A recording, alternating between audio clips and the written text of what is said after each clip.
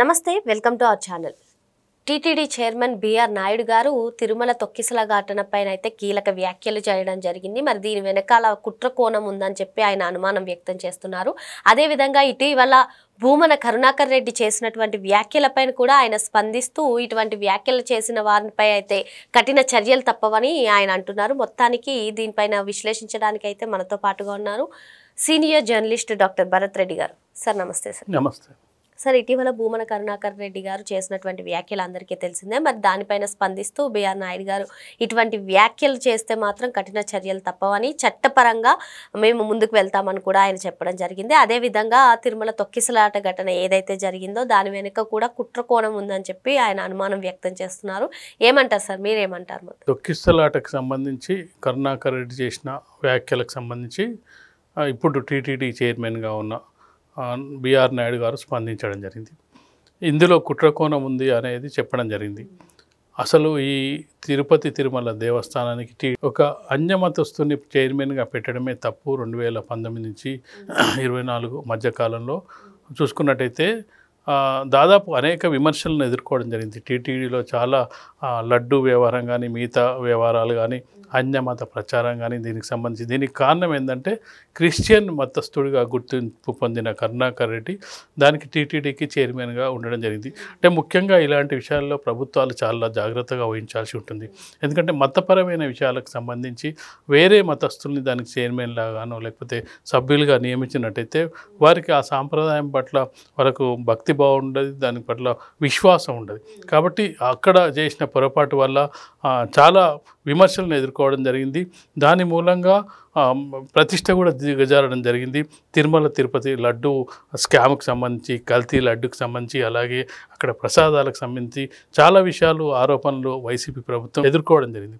ఈ పరిస్థితిలో ఇప్పుడు కరుణాకర్ రెడ్డి క్రిస్టియన్ మతస్థుడు కాదని చాలా సందర్భాల్లో చెప్పండి, నేను హిందూ మతాన్ని పాటిస్తాను ఇంట్లో అని చెప్పినప్పటికీ ఇప్పుడు బిఆర్ నాయుడు చెప్తున్నది ఏంటంటే, నువ్వు హిందూ మతాన్ని పాటించినట్టయితే నీ కూతురు వివాహం ఏ పద్ధతిలో చేశావని ప్రశ్నించడం జరుగుతుంది. అంటే ఒక బాధ్యతాయుతమైన పదవిలో ఉండి దిగిపోయిన తర్వాత వ్యాఖ్యలు చేసేటప్పుడు చాలా జాగ్రత్తగా చేయాల్సి ఉంటుంది.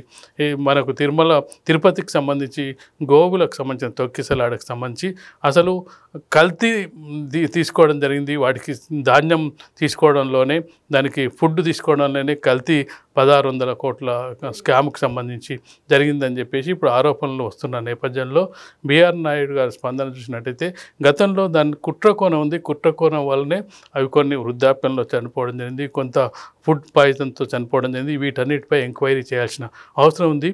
అసలు భూమా కరుణాకర్ రెడ్డి మీదే కేసు పెట్టాల్సిన అవసరం ఉందని తేల్చి చెప్పడం జరిగింది.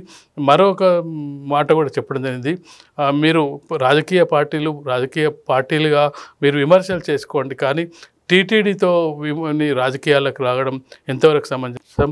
టీటీడీ మాజీ చైర్మన్గా పనిచేసిన వ్యక్తి, వైసీపీ నాయకుడుగా ఉన్న వ్యక్తి, టీడీపీ వైసీపీల మధ్య వైరుధ్యాలు ఉంటాయి, రాజకీయ విభేదాలు ఉంటాయి, కానీ తిరుమల దేవస్థానానికి సంబంధించిన దాని మీద రాజకీయ విమర్శలు చేయడం తగదని చెప్పడం జరిగింది. చూడాలంటే దీని మీద ఎంక్వైరీ ఏ విధంగా కొనసాగుతుంది, ఆ కుట్రకోణం ఏ విధంగా బయటకు తీసుకొస్తారనేది కూడా వేచి చూడాల్సిన అంశంగా నాకు కనిపిస్తుంది. ఎందుకని ఎప్పుడు కూడా వైసీపీ వాళ్ళందరూ కూడా టీటీడీ పైన అసత్య ప్రచారాలు చేయడానికి పూనుకుంటారు సార్?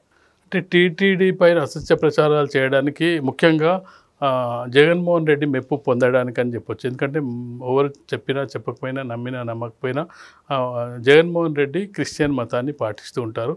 వాళ్ళ తాతకాలం నుంచి పాటిస్తూ ఉంటారు, తను కూడా పాటిస్తున్నాడు. అది కొంతవరకు కింద ఉన్న నాయకులు ఏం చేస్తూ ఉంటారంటే నాయకుడిని మెప్పు పొందడానికి అతను ఏ డైరెక్షన్స్ వెళ్తే ఆ డైరెక్షన్లో వెళ్ళడానికి ప్రయత్నిస్తుంటారు. నీ మతాన్ని నువ్వు గౌరవించు, లేదంటే గౌరవానికి ప్రమోషన్ చేసుకో, కానీ ఇతర మతాలపై దుష్ప్రచారం చేయడం, మనం గతంలో చూసుకున్నట్లయితే ఆరోపణలు కూడా ఎదుర్కోవడం జరిగింది. మత మార్పిడులు కూడా చేస్తున్నారు, క్రిస్టియన్లోకి హిందువులను మారుస్తున్నారు అనే ఆరోపణల నేపథ్యంలో కొండపైన కూడా ఇలాంటి వ్యక్తులు వచ్చి మత మార్పిడులు ప్రోత్సహిస్తున్నారని చెప్పడం జరిగింది. ఇలాంటి పరిస్థితిలో ఇప్పుడు టీటీడీ మెంబర్గా ఉన్న భానుప్రకాష్ రెడ్డి, అతను బీజేపీ లీడరు, అతను కూడా విమర్శలు చేయడం చాలా సందర్భాల్లో పైన అప్పుడు వాళ్ళు ప్రతిపక్షంలో ఉన్న సందర్భంలో వైసీపీ మీద చాలా విమర్శలు చేయడం జరిగింది. అన్యమత సంబంధించి వాళ్ళు మత మార్పిడిలు ప్రోత్సహిస్తున్నారు, కొండపై కూడా ఇలాంటి ప్రచారాలు చేస్తున్నారు అని చెప్పడం జరిగింది.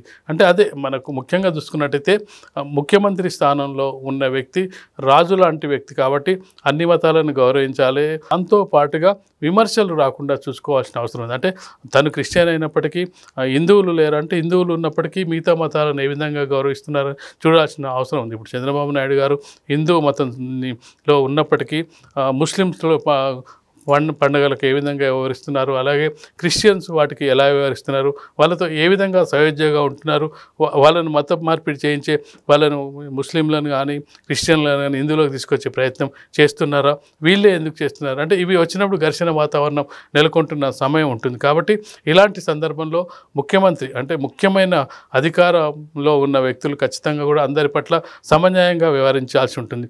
అది లేనట్టయితే ఏమిటంటే కింది స్థాయిలో ఉండే నాయకులు ఏం చేస్తారంటే పై స్థాయిలో ఉండే నాయకుల మెప్పు కోసం ఇలాంటి పనులు చేస్తుంటారు.